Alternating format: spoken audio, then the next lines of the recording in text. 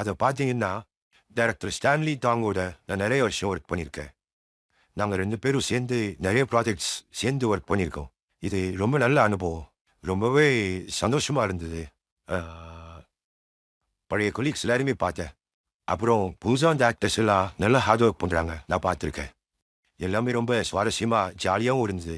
மொத்த ப்ராசஸுமே எனக்கு புடிச்சிருக்குன்னு தான் சொல்லணும். இத்தனை வருஷ அனுபவத்துல பார்த்தீங்கன்னா, இந்தியா மட்டும் இல்ல, உலகத்துல இருக்க ஒவ்வொரு மூலை முடுக்கு, எந்த இடத்துல பார்த்தீங்கன்னாலும் சரி, இந்தியன் ஃபேன்ஸ் என் மனசை தொட்டிருக்காங்கன்னு தான் சொல்லணும். அதை என்னால மறக்கவே முடியாது. அப்புறம் இந்தியன் ஃபிலிம் இண்டஸ்ட்ரியில இருக்கிற எல்லா கலீக்ஸ்க்கும் நன்றி சொல்ல நான் கடமைப்பட்டிருக்கேன். எல்லாருமே ரொம்ப சப்போர்ட்டிவா இருந்திருக்காங்க. ஸோ இந்தியன் ஃபேன்ஸ் எல்லாருக்கும் நன்றி சொல்லிக்கிறேன். இந்த தடவை இந்த ஐடியாவை படத்தோட டேரக்டர் தான் சொன்னாரு. ஸோ பொதுவா பார்த்தீங்கன்னா, நான் எப்பவுமே டைரக்டர்ஸோடைய கிரியேட்டிவ் ஐடியாஸ் அண்ட் சஜஷன்ஸ்க்கு கோஆப்ரேட் பண்றது வழக்கம். அப்புறம் அதோட ரிசல்ட்ஸ் பத்தி கேட்டீங்கன்னா, ஆடியன்ஸ் தான் ஜட்ஜ் பண்ணி சொல்லணும். அ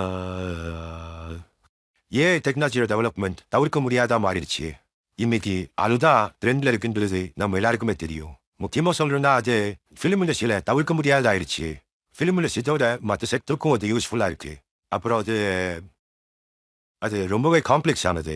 ஃபிலிம் ஃபீல்டை பொறுத்த வரைக்கும் அதை கிரியேட்டர்ஸ் அதை உதிசொல்லத்தனமா யூஸ் பண்ணணும். அதை ஒரு ஆயுதமா மாற்றி கடமை காலங்களில் நம்மளால அச்சீவ் பண்ண முடியாத அச்சீவ் பண்ணுறதுக்கு அது ரொம்பவே உதவியா இருக்குன்னு தான் தோணுது. அதை என்னோட அனுபவத்தை சொல்கிறேன். நான் அதைத்தான் சொல்லுவேன். அன்னைக்கு செய்ய முடியாத இனி செய்ய முடியுது. ரொம்ப வருஷங்களுக்கு முன்னாடி டைரக்டர் ஸ்டீவன் ஸ்பில்பர்க் இதே கேள்வியை என்கிட்ட கேட்டாரு. ஒரு பர்சனல் மீட்டிங் டைம்ல. அது அந்த நேரத்தில் அவரு ஜுராசிக் பார்க், ஈடி அந்த மாதிரி படங்கள்லாம் பண்ணிட்டு இருந்த சமயம். அதோட ஸ்பெஷல் எஃபெக்ட்ஸ் பார்த்து நான் இம்ப்ரூஸ் ஆயிட்டேன். அப்புறம் நான் அவரை பார்த்து கேட்டேன், இதெல்லாம் எப்படி பண்றீங்கன்னு கேட்டேன். அதுக்கு அவரு ரொம்ப சிம்பிள்னாரு. நான் கம்ப்யூட்டர் முன்னாடி இருப்பேன், ஃபுட்டேஜை பார்ப்பேன், இதை கிளிக் பண்ணுவேன், அதை கிளிக் பண்ணுவேன், அவ்வளோதான். மற்ற விஷயங்கள் எல்லாம் என்னோட இந்த கம்ப்யூட்டர் பார்த்துக்கோன்னு சொன்னாரு. அதுக்கப்புறம் அவரு என்னை பார்த்து கேட்டாரு, எப்படி இந்த மாதிரி டேஞ்சர் ஸ்டன்ஸ் பண்றீங்கன்னு. அதுக்கு நான் சொன்னேன், அது கூட ரொம்ப சிம்பிள் தான் சொன்னேன். அதாவது ரோல், ஆக்ஷன், ஜம்ப், ஹாஸ்பிட்டல். ஒரு டைரக்டரோட நீண்ட காலத்துக்கு சேர்ந்து வேலை செய்யும் போது அந்த கொலாபரேஷன் ரொம்ப முக்கியமானது.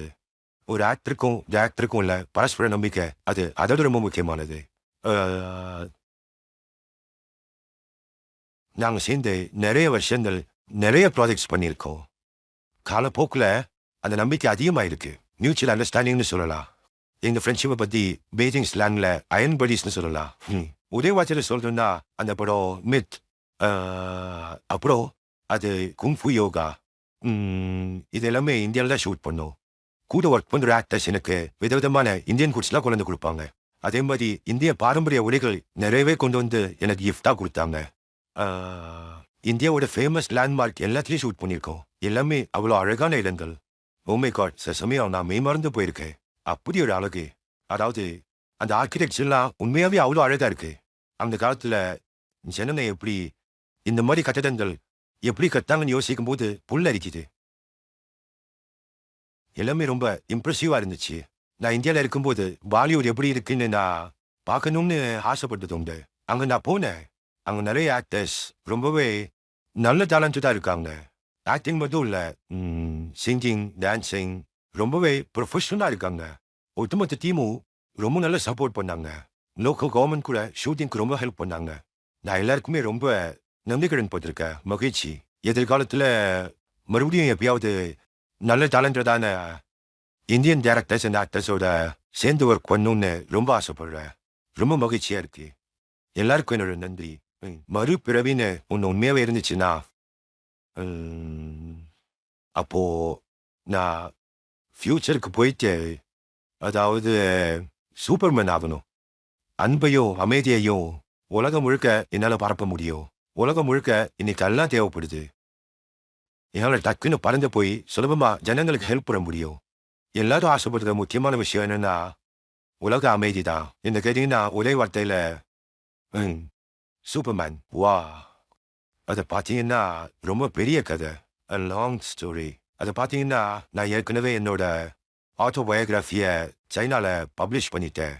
அது கிட்டத்தட்ட பார்த்தீங்கன்னா 10 வெவ்வேறு மொழிகளில் மொழி மாற்றம் பண்ணியிருக்காங்க. ஆனால் இந்தியாவில் அது எந்த லாங்குவேஜ்லையுமே பப்ளிஷ் ஆகலைன்னு நினைக்கிறேன். ஸோ இந்தியாவில் இருக்கிற விருப்பப்பட்டாங்கன்னா அவங்க என் டீமை தாராளமாக காண்டாக்ட் பண்ணலாம். ஏன் சொல்றேன்னா அது வெவ்வேறு இந்தியன் லாங்குவேஜஸ்ல பப்ளிஷ் ஆச்சு அப்படின்னா எல்லாத்தையும் என் வாழ்க்கை கதையை படிச்சு தெரிஞ்சுக்கலாம். ஜென்ஜியாங், பியூட்டிஃபுல் ஜென்ஜியாங். ஜென்ஜியாங்கோட பியூட்டிஃபுல் லேண்ட்ஸ்கேப்பை பார்த்து ஒரு நிமிஷம் அப்படியே மிரண்டு போயிட்டேன். 1000 குதிரைகள் ஓடுற காட்சியை அதை பார்த்து நான் மெய் மறந்து போயிட்டேன். அற்புதமா இருந்துச்சு. பல வருஷம் சினிமா துறையில இருந்த எனக்கே அது ஒரு விசித்திரமான காட்சியா இருந்துச்சு. 1000 குதிரைகள் வச்சு நாங்க ஷூட் பண்ணோம். பாத்தீங்கன்னா அதன் மூலமா நாங்க கின்னஸ் வேர்ல்ட் ரெக்கார்ட் பண்ணியிருக்கோம். நான் உங்க எல்லாரையும் ஃபிலிம்காகவும் டிராவல் பண்றதுக்காகவும் கண்டிப்பா ஜென்ஜியாங்க்கு வரணும்னு நான் கேட்டுக்கிறேன். நீங்க கண்டிப்பா வரணும், என்ஜாய் பண்ணுங்க. அப்படி நீங்க வரும்போது எனக்கு முக்கியமா தெரியப்படுத்துங்க. ஃபிலிம் பியூரோவை இன்ட்ரோடியூஸ் பண்றேன். உங்களுக்கு தேவையான எல்லா வசதியும் அவங்களே செஞ்சு கொடுத்துருவாங்க. பிரமிக்க வைக்கும் சைனா அழகை பார்த்து வியந்து போயிடுவீங்க. என்னோட லெஜெண்டரி மூவி கூடிய சீக்கிரமே இந்தியாவில் பெரிய லெவலில் ரிலீஸ் ஆக போகுது. ஸோ என்னோட ரசிகர்கள் எல்லாருமே தேட்டருக்கு போய் கண்டிப்பா என்னோட படத்தை பாருங்க. ஜாலியாக என்ஜாய் பண்ணுங்க. நீங்க ரொம்ப சந்தோஷப்படுவீங்க.